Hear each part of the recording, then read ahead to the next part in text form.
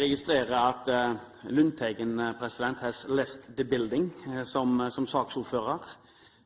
Det hadde jeg gjort, hadde jeg vært han, fordi det som Senterpartiet har uttalt om formuesskatten, det var ikke å finne igjen i Lundteigens innlegg i dag, Det var ikke å finne igjen i Senterpartiets saksordførermerknader, Det var egentlig et varmt forsvar for formuesskatten, som også involverer den aktive kapitalen. Og forslaget fra Høyre i dag er egentlig en vitt til de kreftene i LO-systemet, til de kreftene i Arbeiderpartisystemet, i regjeringen og andre som ville se på hvordan kan man få til enten en bedre formuesskatt, hvordan man klarer å eventuelt også fjerne den. Det er det altså ikke en vilje til å se på.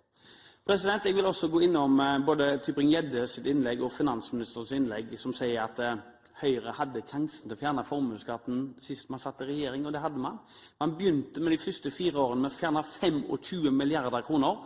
Det tilsvarer 1,5 gang formuesskatten i løpet av en 4-årsperiode. Så skriver regjeringen, som statsråd Johnsen skriver selv i evalueringen av skattereformen, følgende: Bondevik II-regjeringen fulgte opp skatteutvalgets forslag om å trappe ned formuesskatten med sikte på avvikling, men ikke at dette skulle motsvares av økt skatt på eiendom. Bingo, Det var da ikke Johnsen som sa bingo, det var jeg, for å si det sånn. Der forteller egentlig regjeringen at Bondevik II-regjeringen gjorde nettopp det. Man startet dette. Formuesskatten ble da fremmet, skulle halveres inn i 2007, hvor halvparten av dette ble tatt i 2006, som ble opphevet av finansministerens forgjenger, som nå ved hans side sitter.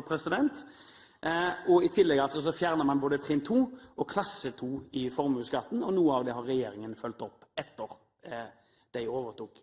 Så både det som Tybring-Gjedde sier, og det som finansministeren sier, det var nettopp at den logiske konsekvensen for Høyre, og forhåpentlig som vi trodde for Stortinget, det var at når man innførte utbytteskatten, så var den logiske konsekvensen å fjerne formuesskatten, og den logikken fulgte Bondevik II-regjeringen.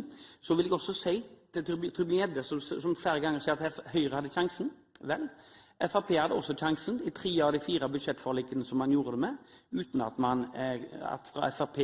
vi fra Høyres side oppdaget at Frp hadde noen bråhast med å fjerne formuesskatten.